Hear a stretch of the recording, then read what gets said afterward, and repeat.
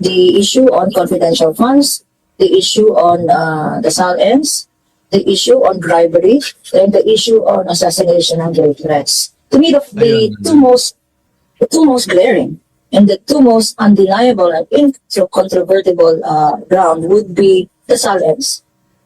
Because these were produced by the Anti-Money Laundering Council based Aha. on bank reports. 18 out of 18 po iyan.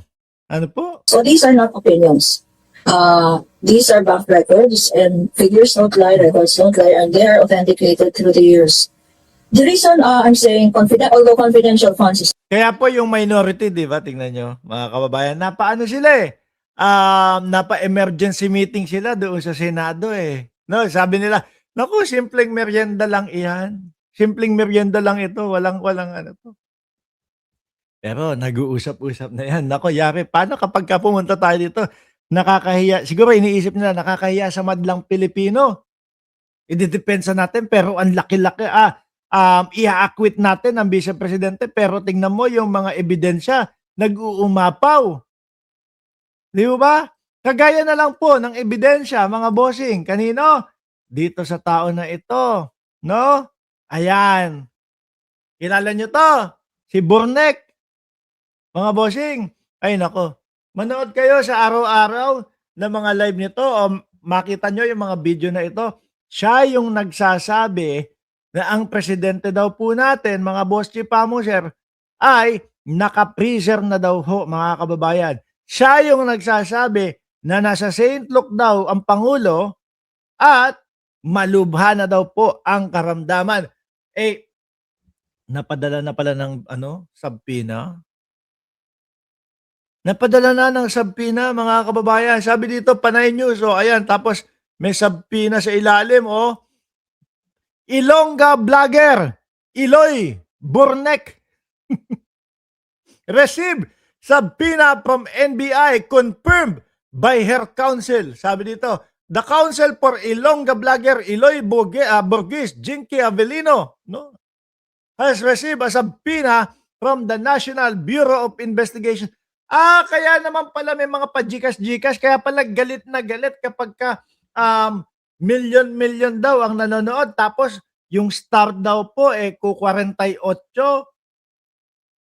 Na kailangan kapag ka nanonood ka sa kanya at DDS ka, kailangan 100 ang star na isa-send. Kaya pala banat before, palimos later. Online palimos na ang ginagawa. Ano po? Nagalit doon sa mga DDS. Kayo, dami-dami na inyong nanonood, puro kayo tawa lang dito. Hindi kayo nagpapadala ng stars. Hindi kayo, wala man lang mga sharer. Kala ko sharer, yung taga-tanggal ng balahibo ng tupa. Sharer pala yun, taga-share nung kanyang live. Sabi ni I Love You Baby M, malungkot pag walang palipad. Correct. Sabi dito, the counsel for Ilongga vlogger Iloy Burgis has received a subpoena from the National Bureau of Investigation related to charges of spreading allegedly fake news about President Ferdinand Marcos' health. Burgis lawyer, attorney Kaiser Cordero and associate stated that Burgis respect NBI's action. Patay ka. Magsasama-sama kayo nila mabanta sa loob. And is committed to cooperating in the investigation. Yan ang maganda dyan. Ayun nga, meron nga, no? Tingnan natin dito. Ayun nga, oh. Ayun ang buong, nako. Taga Iloilo. Mga kababayan, ayan, kompleto, NBI! Isa pa din to, kapag ka nakulong to, masaya ako. Under and by virtue the authority vested in me, Office of the Cybercrime Division, 4th floor building, Philinvest, then and there to give your evidence in a certain investigation to held at the time and place conducted, the undersigned. Naku po. Ang ibig hubang sabihin nito, mga kababayan, ay uuwi siya? para sagutin yung mga yan? Kung talagang iginagalang nila yung NBI? Baka pag umuwi ho, mga kababayan, mga boss chief amo, sir, baka ang daming sumalubong na mga kapwa natin Pilipino. Sabi dito nung law firm, Cordero and Associates, the law firm of Attorney Kaiser Cordero Associates, no? The law firm of Attorney Counsel and Miss Jinky Abilino, also known as Bugues, confirmed that our client has received. Ang pinagmamalaki, pinagyayabang pa naman ni ni Bornek noon, mga kababayan. Ay, hindi nila ako matagpuan diyan sa address na yan. Kasi matagal na ako, wala diyan. Ang hirap pala, hirap gayahin ng niya, pagsasalita niya. Ganun din yung pinagyayabang ni Maharlika dati. Hindi naman po nila ako mapapadala ng sabpina kasi po matagal na ako hindi nakatira diyan. O mga nagtatago, di ba? Pero ito, confirmed that our client has received a subpoena dated April 27, 2026 from the NBI in connection with the complainant. Kaya kayong mga DDS, magpa-star na kayo kapag pumunta kayo doon sa live niya. Aba, sama-sama kayong bumabalat kay Presidente Marcos. Tapos ngayon, eto yung isang vlogger ninyo, malolongko.